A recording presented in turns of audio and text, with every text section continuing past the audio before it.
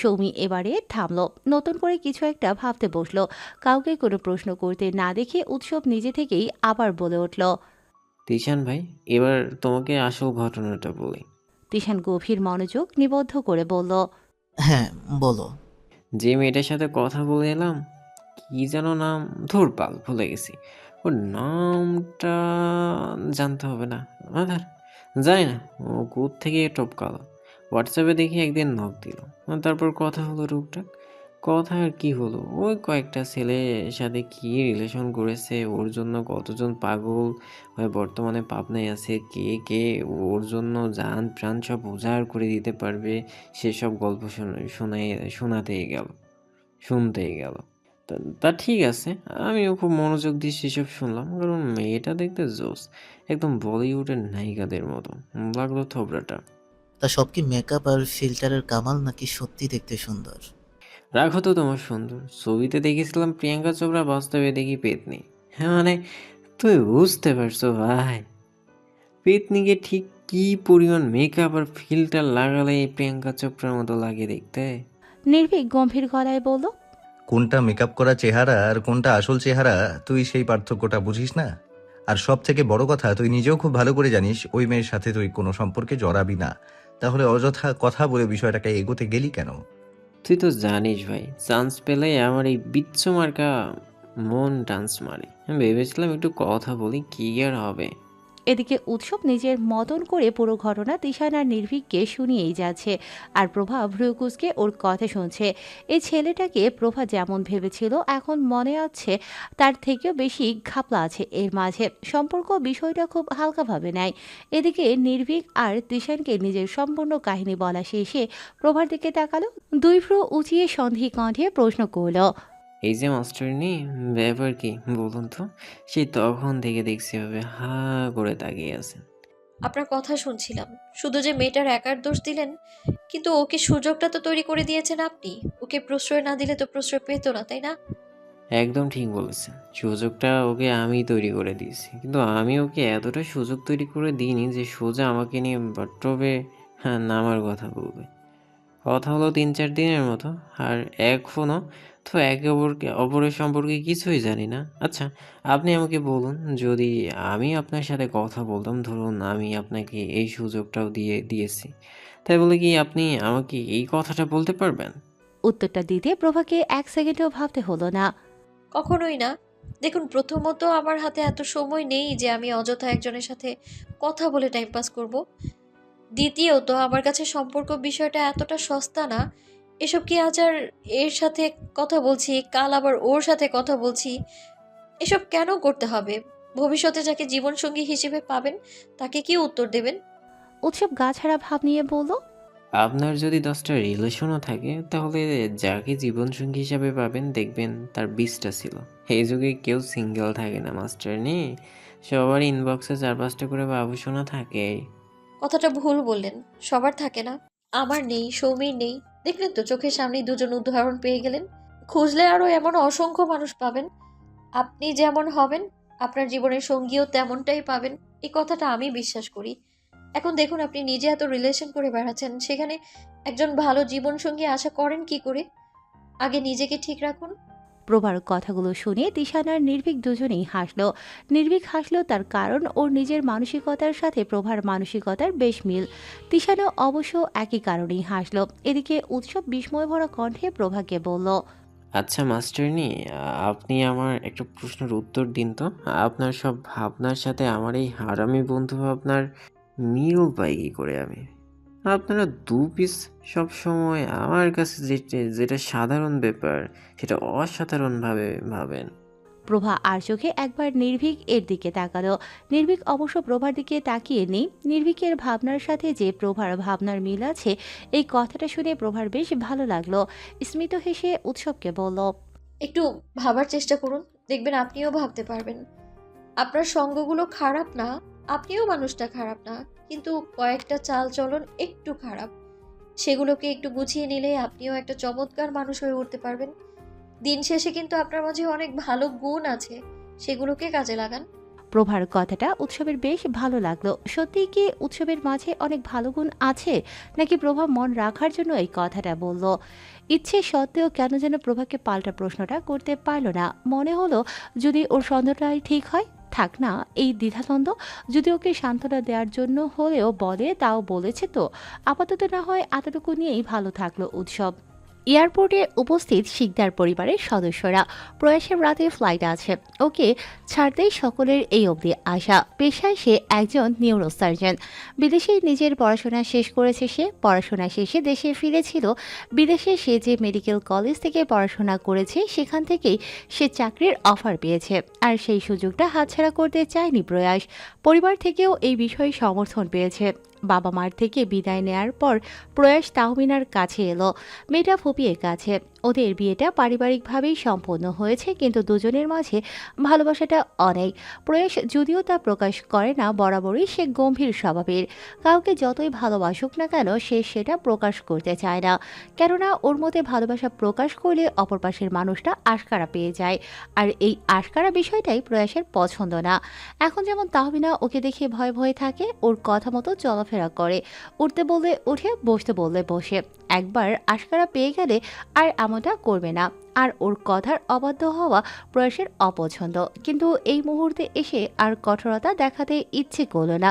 অনেকগুলো দিনের জন্য দূরে চলে যাচ্ছে, এখন একটু কোমল হওয়াই যায়। প্রয়াস এগিয়ে এসে তাহমিনার চোখের জল মুছে দিয়ে গালে হাত রেখে শান্ত কণ্ঠে বলল, কাঁদছো কেন? আমি কি একেবারের জন্য যাচ্ছি নাকি? একবার ওখানে আমি সেটেল হয়ে নেই, তারপর তোমাদের সবাইকে আমার কাছে নিয়ে যাব।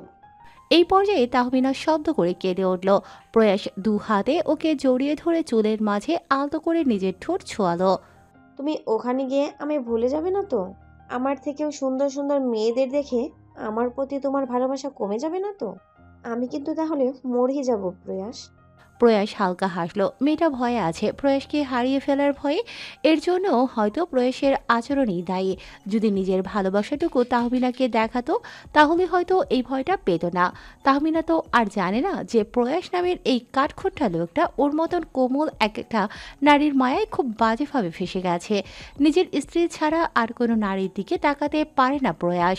নিজের বুক থেকে তাহমিনার মাথাটা উঠিয়ে দু হাতের আজলায় ওর মুখটা নিল, কপালে গাঢ় করে নিজের ঠোঁট ছোঁয়ালো, ভরসা দিয়ে বলল, আমার মনটা তোমার কাছেই রেখে গেলাম। এই জীবনে আর দ্বিতীয় কোনো নারীর প্রতি আমার মায়া জন্মাবে না। বিদেশে গিয়ে সবসময় আমার মনে পড়বে যে দেশে আমার স্ত্রী আমার অপেক্ষায় আছে, দিনরাত সে আমার জন্য প্রার্থনা করছে।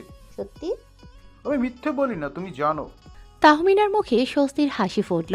প্রয়াস এবার হাত বাড়িয়ে প্রেরণাকে কাছে ডাকলো। এই মেয়েটাও কাছে, মাথায় হাত বুলিয়ে দিয়ে আদুরে গলায় বলল, নিজের খেয়াল রাখবি, কোনো সমস্যা হলে সাথে সাথে আমাকে জানাবি। আমি দেশে নেই জন্য এটা ভাববি না যে তুই একা। আমার বোনের যে কোনো প্রয়োজনে আমি সবসময় ওর পাশে থাকবো। না গেলে হয় না ভাইয়া, তুমি তো এখানেই অনেক ভালো চাকরি করতে। চিন্তা করিস না, খুব তাড়াতাড়ি তোদের সবাইকে নিয়ে যাব। নিজের খেয়াল রাখবি, পড়াশোনায় মনোযোগ দিবি, আজে বাজে কারো সাথে মিশবি না। এতদিন তোর দায়িত্ব আমার ছিল, এবার নিজের দায়িত্ব তোর নিজেকেই নিতে হবে। প্রেরণা মাথা নাড়িয়ে সম্মতি জানালো। প্রয়াস স্মিত হেসে বলল, বিশ্বাস করে কিন্তু তোকে দায়িত্বটা দিলাম, আমার ভরসা রাখিস। তোর ভাইয়া কিন্তু তোকে খুব ভালোবাসে, তোকে কলিজা বলে ডাকি, বকা দিই, কিন্তু সেটা তোর ভালোর জন্য। কিন্তু তোকে খুব ভালোবাসি আমি। প্রেরণা হালকা হাসলো। ও জানে ওর ভাই ওকে ঠিক কতটা ভালোবাসে। সবার থেকে বিদায় নিয়ে প্রয়াস চলে গেল। ভেতরে চলে যেতেই বাকিরা সবাই বাড়ি ফিরে এলো। বাড়ি ফিরে যে যার ঘরে চলে গেল। প্রেরণা সোজা নিজের রুমের বারান্দায় গেল। আবহাওয়াটা অন্যান্য দিনের তুলনায় আজ একটু ঠান্ডা। মুক্ত বাতাসে প্রাণ ভরে শ্বাস নিল। হঠাৎ প্রেরণার নজর গেল রাস্তায় ল্যাম্পপোস্টের নিচে দাঁড়ানো এক ব্যক্তির ওপর। মুখটা দেখা গেল না লোকটার, কিন্তু প্রেরণা বুঝতে পারল যে এতক্ষণ লোকটা ওর দিকে তাকিয়েছিল। প্রেরণাকে নিজের দিকে তাকাতে দেখে দ্রুত পায়ে সেখান থেকে চলে গেল। প্রেরণা বেশ ভয় পেল, যদিও ভেতরে আসার সুযোগ নেই। 10তলা ফ্ল্যাট, প্রতি ফ্লোরে 3টে করে ইউনিট, ওরা থাকে 5 তলায়। 5 তলা পুরোটাই নিজেদের জন্য বরাদ্দ রেখেছে। নিজেদের পছন্দ অনুযায়ী বেশ রাজকীয়ভাবে পুরো ফ্ল্যাটে ডেকোরেশন করা।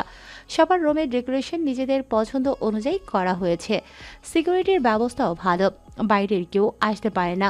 প্রিয়রা তাড়াতাড়ি করে ভেতরে এসে দরজাটা বন্ধ করে দিল, রুমের জানালাও বন্ধ করে দিয়ে এসি চালু করলো। প্রয়াস বাড়িতে থাকলে এতক্ষণে ওর কাছে ছুটে যেত, কিন্তু ও বাড়িতে নেই। আর এই ব্যাপারটা তেমন একটা গুরুতরও না। মনের ভয়টাকে দূর করে ফ্রেশ হয়ে শুয়ে পড়ল। এই নিয়ে বেশি ভাবল না।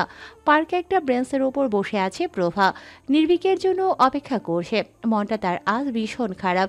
কেন যেন মন খারাপের এই কথাগুলো হুট করে নির্ভীককে বলতে মন চাইল। সৌমিকে বলতে পারবে না, না হলে মেয়েটা ভয় পেতে পারে। প্রভার জীবনে এই সমস্যাটা বহু পুরনো।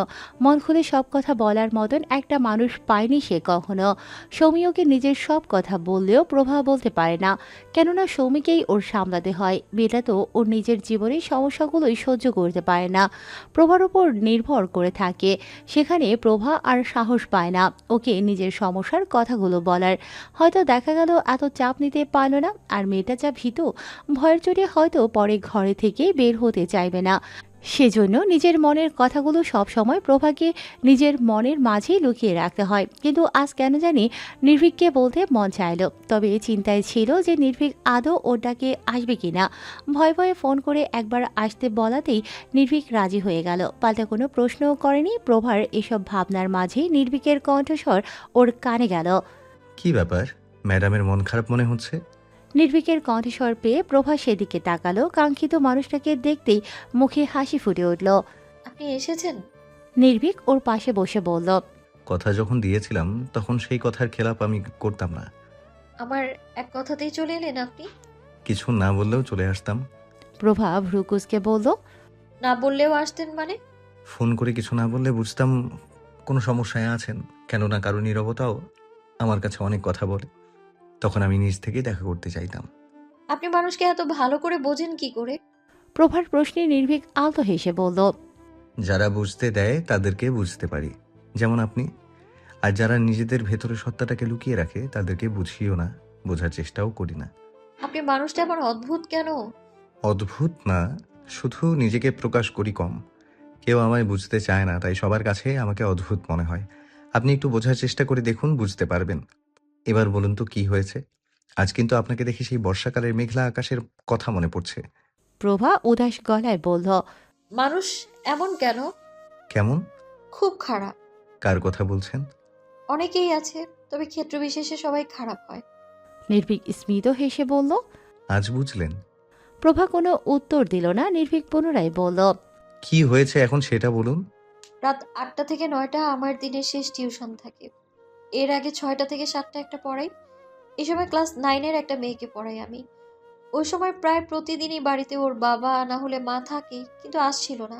ওর একটা ভাই আছে, মাস্টার্সে পড়ছে। কলিং বেল বাজানোর পরে উনিই দরজাটা খুলে দেন। আমি ভিতরে গিয়ে আমার ছাত্রীকে দেখতে না পেয়ে ওনাকে জিজ্ঞেস করলে বলল কোচিং থেকে নাকি এখনো ফেরেনি। আমি তো তখনও জানতাম না যে বাড়িতে কেউ নেই। তারপর? আমাকে উনি সোফায় বসতে বললেন। এর আগে কখনো ওনার সাথে আমার কথা হয়নি, কিন্তু আজ বুঝলাম আমি ওনার দিকে না তাকালেও ওনার আমার প্রতি একটা খারাপ দৃষ্টি ছিল। আমাকে এক গ্লাস পানি এনে দিলেন। গ্লাসটা নেওয়ার সময় আমার হাতে ওনার স্পর্শ লেগেছিল, কিন্তু আমি ভেবেছিলাম হয়তো ভুল ক্রমে লেগে গিয়েছে। তারপর দেখি উনি আমার পাশে এসে বসলেন। আমি যতই সরে বসি উনি ততই আমার দিকে এগিয়ে আসেন। তারপর? তারপর আমি আন্টিকে কয়েকবার ডাকলে উনি বললেন বাড়িতে কেউ নেই। তখন আমার ভীষণ ভয় লাগে। আমি তৎক্ষণাৎ উঠে দাঁড়িয়ে চলে আসতে নিলে উনি আমার হাত ধরে টান দেয়। আমি আমি যখন ওনার থেকে নিজেকে ছাড়াতে অনেক চেষ্টা করছিলাম, তখন বাইরে কেউ একজন কলিং বেল বাজায়।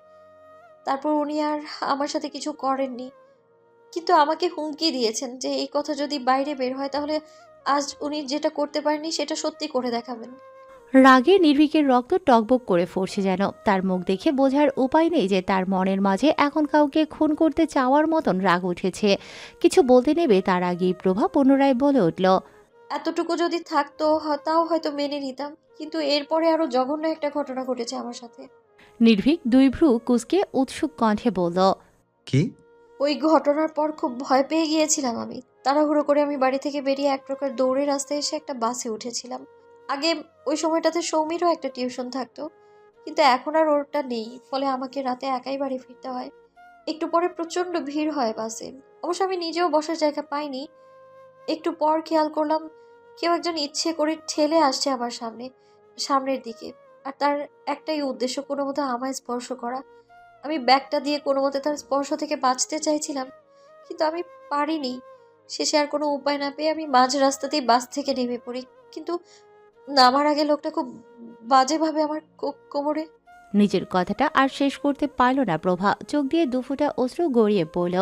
নির্ভীক নাক মুখ খিচিয়ে দু চোখ বন্ধ করে আছে। তার ভাবতেও লজ্জা লাগছে, এই সমাজে যেমন তার মতন কিছু মানুষ আছে যারা মেয়েদেরকে সম্মান করতে জানে, ঠিক তেমনই তার বিপরীতে এমন অনেক মানুষই আছে যারা মেয়েদেরকে শুধু একটা ভোগ্য বস্তুর নজরেই দেখে। প্রতিটা জায়গায় সুযোগ খুঁজে বেড়ায় নিজেদের খিদে মেটানোর।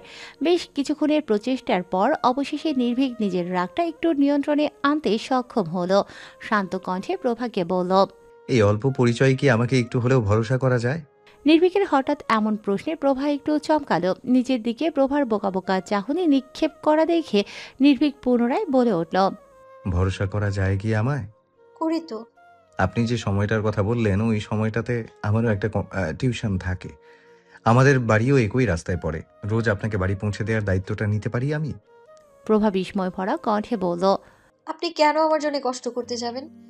আর এসব ঘটনা নতুন না, অনেকবারই এমন ঘটনার সম্মুখীন হয়েছি। আর যেন কখনো না হন সেটাই চাইছি। প্রভা হালকা হেসে বলল। কতদিন বাঁচাবেন? সারা জীবন তো আর এই দায়িত্বটা পালন করতে পারবেন না। আর যদি বলি পারবো? প্রভা কিছু বলল না, শুধু হালকা হাসলো। কিছুক্ষণ দুজনেই নীরব থাকলো। বেশ অনেকটা সময় নীরবতা পালন করার পর প্রভা বলে উঠল। জানেন, আমার না কেউ নেই। ধরুন যদি আজ আমার বাবা থাকতো, তাহলে হয়তো হয়তো আমায় এত কষ্ট করে নিজের সম্মানকে হুমকির মুখে দাঁড় করিয়ে কাজগুলো করতে হতো না। যদি আমার একটা ভাই থাকতো, তাহলে যারা আমার সম্মানে হাত দিয়েছে নিশ্চয়ই তাদেরকে শাস্তি দিত। যদি আমার মা থাকতো, মাথায় হাত বুলিয়ে দিয়ে সান্ত্বনা দিত। কিন্তু আমার না কেউ নেই। আমি যদি এখন কাঁদতে কাঁদতে মরেও যাই, তাও কেউ আমায় সান্ত্বনা দেবে না। আমি এতটা একা কেন? নির্ভীক খুব সাহস করে প্রভার মাথায় হাত রাখলো, আদুরে গলায় বলল। আমি থাকতে চাই। আমি আপনাকে সান্ত্বনা দিতে চাই। কে বলল আপনি একা? দেখুন, আপনার পাশে এখন আমি আছি। প্রভা ফুপিয়ে কেঁদে উঠল। কতগুলো দিন পর কেউ এভাবে মাথায় হাত রেখে সান্ত্বনা দিল। আশ্রমে থাকাকালীন একজন সান্ত্বনা দিত, কিন্তু অনেকগুলো দিন হলো তার ভালোবাসাও সেভাবে পাওয়া হয় না। প্রভার কান্নার মাঝে নির্ভীক কোনো বাধা দিল না, একটু হালকা হতে দিল। অনেকটা সময় কাঁদতে দেওয়ার পর পকেট থেকে রুমালটা বের করে প্রভার দিকে এগিয়ে দিল। অনেক কেঁদেছেন, এবারে চোখের পানিটা মুছে নিন। আপনার সাথে তো আমার আলাপ খুব অল্প দিনের, তবু আমি এই কথাগুলো বলতে আপনাকে কেন ডাকলাম? সেটা তো আপনি ভালো বলতে পারবেন। কাউকে খুব করে বলতে ইচ্ছে করছিল এই কথাগুলো। আমার তো তেমন কেউ নেই। বারবার শুধু আপনার নামটাই আমার মাথায় আসছিল। নির্ভীক হালকা হেসে বলল। মস্তিষ্ক বলছিল না মন? ভেবে বলুন। মস্তিষ্ক বললে কি হবে আর মন বলে কি হবে? মস্তিষ্ক বললে ঠিক আছে, কিন্তু যদি মন বলে তাহলে এটা কোনো ভালো লক্ষণ না। ধরুন আমার মনই বলেছে, তাহলে কি হবে?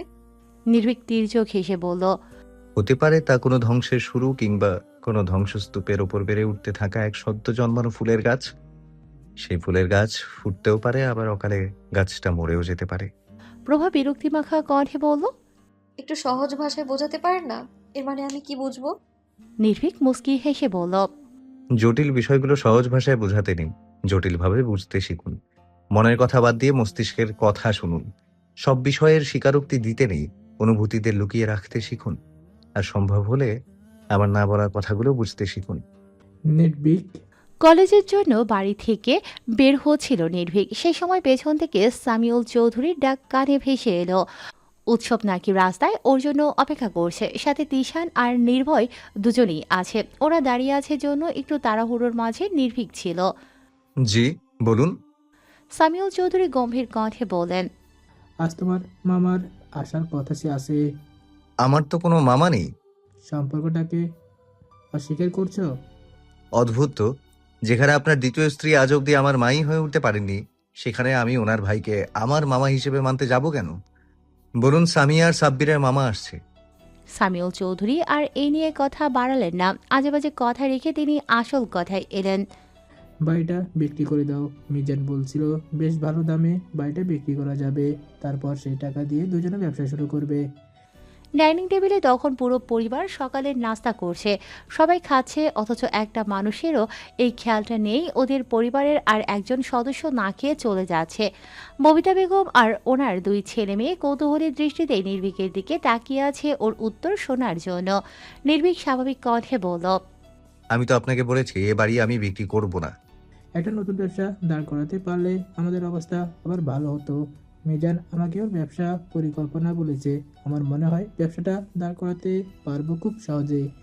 আমি একটা কথা বুঝতে পারছি না, আপনি আবার ওই লোকটার সাথে কি করে ব্যবসা করতে চাইছেন? ভুলে গেছেন কি ওই লোকটাকে আপনার ব্যবসায় নেয়ার পরই আমাদের এই অবস্থা হয়েছে? ওনার পরিকল্পনাতেই কিন্তু আমাদের ব্যবসাটা ডুবেছে। সেটা তো একটা ভুল ছিল। আপনি জেনে শুনে সেই ভুলটা করেছিলেন। ঠিক যবে থেকে ওই লোকটার সাথে আপনার আলাপ হয়েছে তবে থেকে আমাদের জীবনে এত দুর্দশা শুরু হয়েছে, আর আপনি ঘুরে ফিরে সেই একই লোকের ওপর বিশ্বাস করেন। ববিতা বেগম এবার চটে গেলেন, ক্ষিপ্ত কণ্ঠে নির্ভীককে উদ্দেশ্য করে বললেন, দুর্দশা হয়েছে তোর এই আচরণের জন্য। নিজের নামে এই বাড়ি পেয়ে খুব লাফাচ্ছিস। খুব তো বড় বড় লেকচার দিস যে তুই আমাদেরকে নিজের ভাবিস, কিন্তু আমরা ভাবি না। এই তার নমুনা। ব্যবসাটা শুরু করলে তোর বাবার সুবিধা হয়, ভাইটাকেও ওই ব্যবসাতে লাগিয়ে দিতে পারি। ওদিকে আমার ভাইটারও একটা গতি হয়। নির্ভীকের আর এসব কথা এখন একটুও শুনতে ইচ্ছে করছে না। ওদিকে উৎসব সমানে কল করে যাচ্ছে, এত হট্টগোলের মাঝে রিসিভও করতে পারছে না, কেননা একবার যদি উৎসবের কানে এই কথাগুলো যায় বাড়ি বয়ে এসে একটা তুলকালাম কাণ্ড বাঁধিয়ে রেখে যাবে। নির্ভীক শান্ত কণ্ঠে ববিতা বেগমকে উদ্দেশ্য করে বলল, দেখুন, আমি আগেও অনেকবার বলেছি আমি এই বাড়ি বিক্রি করব না। যদি কোনো ভরসাযোগ্য কেউ আপনাকে এই ব্যবসার কথাটা বলতো তাহলে তাও হয়তো আমি ভেবে দেখতাম, কিন্তু কোনো বাটপারের কথা এই সিদ্ধান্তটা আমি নিতে পারবো না। কথাটা বলার সাথে সাথে ববিতা বেগম নির্ভীকের দিকে তেড়ে আসতে নিলেন। সাব্বির চেয়ার থেকে উঠে ওনাকে আটকালো। তিনি অকথ্য ভাষায় মুখে যা আসে তাই বলে নির্ভীকে সমানে গালাগাল করেই যাচ্ছেন, আর সামিউল চৌধুরী চুপচাপ সেগুলো শুনে যাচ্ছেন। নির্ভীক একবার নিজের বাবার দিকে তাকালো, দেখে মনে হচ্ছে যেন নির্ভীকের সামনে কোনো মূর্তি দাঁড়িয়ে আছে। ববিতা বেগমের এই আচরণের যদি 1% নির্ভীক এই বাড়ির অন্য কোনো সদস্যের সাথে করত, তাহলে সামিউল চৌধুরীর আসল রূপটা ঠিকই দেখা যেত। বরাবরের মতো নির্ভীক এবারেও আশাহত হলো। কেন যে সে বারবার ভুল মানুষের দিকে ভুল কিছু আশা করে কে জানে। ববিতা বেগমকে আটকাতে বেশ হিমশিম খেতে হচ্ছে সাব্বিরকে। মনে হচ্ছে ওর থেকে ছাড়া পেলে হয়তো এগিয়ে গিয়ে নির্ভীককে মারবে। এক পর্যায়ে বিরক্ত হয়ে সাব্বির নির্ভীককে উদ্দেশ্য করে বলল, বিক্রি করে দিলে তোমার কি সমস্যা হয়? নিজেরও তো কোনো ঠিক ঠিকানা নেই। ব্যবসাতে তুমিও তো একটা অংশ পাবেই নাকি? সবসময় এত বাড়াবাড়ি করো কেন? সাব্বিরের কথায় সায় জানিয়ে সামিও ফোঁস করে উঠে বলল, একদম ঠিক বলেছো ভাইয়া, সব সময় ওর সব কিছুতে বাড়াবাড়ি। আরে ভাই, তোর মা তো মরেছে নাকি? এমন ভাব করে যেন এখনো বেঁচে আছে, নাকি ওর মায়ের আত্মা ঘুরে বেড়ায় এ বাড়িতে। সব কিছুতেই ন্যাকামো, মায়ের প্রতি দরদ উতলে পড়ছে। এই বনি, ওর দরদ না উতলালেও আমার রাগ উতলে পড়ছে। মন চাচ্ছে তোমাদের 3 মালকেই একদম বারবিকিউ করে খেয়ে ফেলি। উৎসবের কণ্ঠ পেতেই নির্ভীক চমকে উঠল। নির্ভীক মোটেও চায়নি যে উৎসব এখন এখানে আসুক। এর আগেও 2-3 বার এমন হয়েছে, কোনো একটা ঝামেলার মাঝে উৎসব এসে সবাইকে আচ্ছা মতো কথা শুনিয়ে নির্ভীককে নিয়ে চলে গেছে। এদিকে উৎসবকে দেখে ববিতা বেগম একটু শান্ত হলেন। এই ছেলেটাকে দেখে তিনি একটু ভয় করেন। নির্ভীক তো কখনো ওনাকে অসম্মান করে না, কিন্তু এই ছেলের কথাবার্তার কোনো লাইন নেই। তার থেকেও বড় কথা, এই ছেলের ক্ষমতা আছে, আর উনি খুব ভালো করেই জানেন যে উৎসব নির্ভীকের জন্য যা ইচ্ছে তাই করতে পারে। উৎসব এগিয়ে এসে রাগী কণ্ঠে নির্ভীককে উদ্দেশ্য করে বলল, বালে সম্মান মারাস, চোদনার মতো খালি শুনতেছিস। মুখ নেই তোর? বোবা ধরছে? সবগুলো কাইটে ফেলায় রাখবি। তারপরে কি কি কি তোর ছেড়ে আমি সব ছেড়ব। নির্ভীক বুঝল উৎসবের মাথা আজ মারাত্মক গরম হয়েছে। ওকে এখন কিছু বুঝিয়েও কোনো লাভ হবে না। সাহায্যের জন্য পাশে দাঁড়ানো তিশান আর নির্ভয়কে উদ্দেশ্য করে বলল, প্লিজ ওকে নিয়ে যাও এখান থেকে, অযথা ঝামেলা বাড়ানোর কোনো দরকার নেই। নির্ভীকের কথায় অসম্মতি জানিয়ে তিশান বলে উঠল, ওকে, তো এখান থেকে নিয়ে যাওয়ার কোনো প্রশ্নই ওঠে না। ওরা তোমার ভাষা বুঝবে না, ভাষা ওদেরকে উৎসবের ভাষাতেই বোঝাতে হবে। তিশানের কথায় নির্ভয়েও সম্মতি জানালো, অথচ এই ছেলেটা কোনো কালে কোনো ঝামেলা পছন্দ করে না। সবসময় নির্ভয় বাকিদেরকে সব সময় রকম ঝামেলা থেকে দূরে রাখার চেষ্টা করে, কিন্তু চোখের সামনে আজ এই ঘটনাগুলো দেখার পর আর কোনো মতেই ইচ্ছে হলো না উৎসবকে থামানোর, বরং নির্ভীককেই ছাড়ি দিয়ে বলল, একদম চুপ। ঝামেলা কি আর বাকি আছে? রোজ রোজ এই এক অশান্তি শুনতে শুনতে আমরা ভুক্ত হয়ে গেছি। তুই সহ্য করছিস কি করে? হ্যাঁ, তোর বাড়িতে থাকে, তোর টাকার অর্ধেক মাস খায়, তারপরে তো কি এই অপমানগুলো করার সাহস পায় কি করে ওরা? নির্ভীক একটা হতাশার শ্বাস ফেলল। দূরের মানুষগুলো ওর কষ্ট বোঝে, কিন্তু কাছের মানুষগুলো ওর কষ্ট বোঝে না। নিজের রক্তের সম্পর্কের বাবাই বোঝে না। চুপচাপ ওকে অপমানিত হতে দেখছিল, অথচ এই মানুষগুলো যাদের সাথে কোনো রক্তের সম্পর্ক নেই, দিনে কয়েকটা ঘন্টা সময় কাটায়, তারা ওর অপমান সহ্য করতে পারছে না। মাঝে মাঝে সত্যি কিছু সম্পর্ক রক্তের সম্পর্কের থেকেও বড় হয়ে দাঁড়ায়, আর সেটা হয় বন্ধুত্বের সম্পর্ক। একে অপরের প্রতি এক অদ্ভুত টান তৈরি হয় মনের মাঝে। এই বন্ধুত্বের সম্পর্কটা খুব ভয়ানক। প্রয়োজনে যেমন অনেক কিছু দিতে পারে, ঠিক তেমনই আবার কেড়েও নিতে পারে। সাব্বির উৎসবকে খুব একটা চেনে না, ফলে নিজের বোনের সাথে এমন আচরণের জন্য একটু এগিয়ে গিয়ে উৎসবকে উদ্দেশ্য করে রাগী কণ্ঠে বলল, আমাদের বাড়িতে এসো। আমাদের বাড়ির মেয়েকে আজে বাজে কথা বলেছেন আর ভাইয়াকে উস্কান দিচ্ছেন আমাদের বিরুদ্ধে। ভুলে যাবেন না, আমাদের এলাকায় আমাদের বাড়িতে দাঁড়িয়ে আছেন। বাইনচোদ শালা, একদম চুপ। কি চ্যাট ছিড়বি তুই আমার? টুটি ধরে এমন আছাড় দিব, ভিতরকার জিনিস বাইরে চলে আসবে। সাব্বির এবার সত্যি উৎসবের দিকে তেড়ে আসতে নিলে ববিতা বেগম ওকে থামালো, ওকে চুপ থাকতে অনুরোধ করলো। উৎসব এবারে ববিতা বেগমকে উদ্দেশ্য করে বলল, আর খালাম্মা সাবধান, এক ঠ্যাং গেছে কবরে, তাও ভালো হইলেন না। আক্কেল হবে আর কোন দিন আপনার? আমার ভাইকে ঠিকঠাক খাবার দেন না। চুপ ছিলাম। মিনিটের পর মিনিট বাইরে দাঁড় করিয়ে রাখেন, দরজা খোলেন না। চুপ ছিলাম। ওকে দিয়ে সব কাজ করান, আর নিজের জন্ম দেওয়া এই দামড়াকে পারলে এখনো ফিডার খাওয়ান, তাও কিছু বলিনি। ওর বাড়িতে ওকে শান্তিতে থাকতে দেন না, তাও কিছু বলিনি। কিন্তু রোজ রোজ এই মানসিক অশান্তি, আপনার এই গালাগালি আর আপনার এই দুই শয়তানের ওর সাথে ফাল পাড়া, এসব কিন্তু আর সহ্য করবো না। সামিউল চৌধুরী গর্জে উঠে নির্ভীককে বললেন।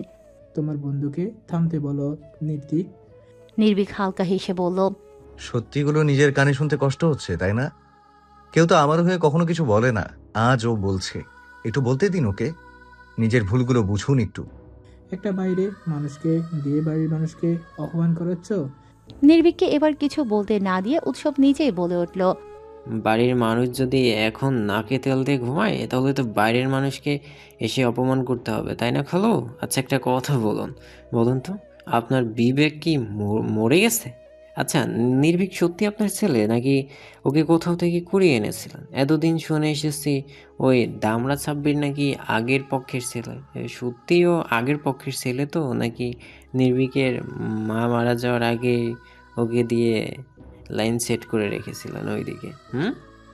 আমার বিশ্বাস ওই দামড়া আপনার নিজের ছেলে নির্ভীক না। বেয়াদবির কিন্তু একটা সীমা থাকে। আরে রাখুন তো আপনার সীমা। এই যে সীমার মধ্যে আছেন, যে আমাকে সীমা দেখাচ্ছেন। আর এই যে খালাম্মা, এই বাড়ি বিক্রি করে বড় ব্যবসা করে এসির ঘুমে মাঝে ঘুমানোর স্বপ্ন দেখছেন, তো দেখুন, তাতে কোনো দোষ নেই। বাস্তবতা কিন্তু আলাদা। যদি আমার ভাইয়ের সাথে আর কোনো অশান্তি করছেন, সবগুলোকে এমন কেসে জেলে তোলার ব্যবস্থা করব যে জীবনে আর বাইরের দুনিয়ার মুখ দেখতে পারবেন না। ভাই চল। উৎসব নির্ভীকের হাত ধরে বেরিয়ে আসতে ধরে আবারও থেমে গেল। পেছন ফিরে সাব্বিরকে বলল, শুনলাম তুই নাকি আমার ভাইকে গরমের মধ্যে দাঁড় করিয়ে রেখেছিলি। আর যদি কখনো এমন হয়, বলে রাখলাম, তোর বাল ছিঁড়ে সেগুলো কুত্তারে খাওয়ামো, আর তোর ওই রোদের মধ্যে মরার আগ পর্যন্ত টাঙায় রাখবো। সব ঠিক আছে, কিন্তু আর একটু ভদ্র ভাষাতে গালিগুলো দিতে পারতেন। প্রভার কথা শুনে উৎসব চোখ ছোট ছোট করে ওর দিকে তাকিয়ে গম্ভীর কণ্ঠে বলল, গালি ভদ্র ভাষায় দেওয়া যায় না মাস্টারনি। আর আমি ওইখানে আপনার মতো কারোর জ্ঞানী বাতি জ্বালাতে যাইনি যে ভদ্রতা দেখাবো। সব কয়টা হারামি, অতিরিক্ত পেঁচালের বাতি নিভাতে গিয়েছিলাম। প্রভা বিরক্তিমাখা কণ্ঠে বলল, তারপরেও আর একটু ভদ্রতা দেখাতে পারতেন। বুঝতে পারছি আপনি ওখানে ওদেরকে কথা শোনাতে গিয়েছিলেন, তারপরেও চাইলে আর একটু ভালোভাবে বলতে পারতেন। উৎসব শব্দ করে হেসে উঠে বলল, নিজের বাপ মার সাথেই তো এত ভালো করে কথা বলি না। আমার বাপ মা তো তাও ওর বাপ মায়ের চেয়েও একটু হলেও ভালো আছে। ওদের সামনে কেউ আমাকে অপমান করে যাবে, সেটা ওদের সম্মানের আঘাত লাগার জন্য হলেও তাকে ছাড়বে না। টাকা পয়সার কোনো অভাব রাখিনি, শুধু ভালোবাসার যত্নের অভাব। উৎসবের এবারের কথাটাও প্রভার একদমই পছন্দ হলো না। মৃদু গম্ভীর কণ্ঠে বলল, বাবা মা যেমনই হোক তাই বলে তাদেরকে অপমান করা উচিত না, বা তাদের সাথে খারাপ আচরণ করাও উচিত না। আমার জায়গায় থাকলে আপনিও এমনটাই করতেন। আসলে কি বলুন তো, আপনার আছে তো সেই জন্য আপনি কদর করতে পারছেন না, আমার তো নেই। সেজন্যই আমি আমার বাবা মায়ের মূল্যটা বুঝি। যখন হারিয়ে ফেলবেন তখন বুঝবেন বাবা মা কি ছিল। উৎসব তাচ্ছিল্য ভরা কণ্ঠে বলল, তাদের ছাড়া আমার জীবন কেমন হতে পারে এটা ভাবার দায় কি শুধু আমার?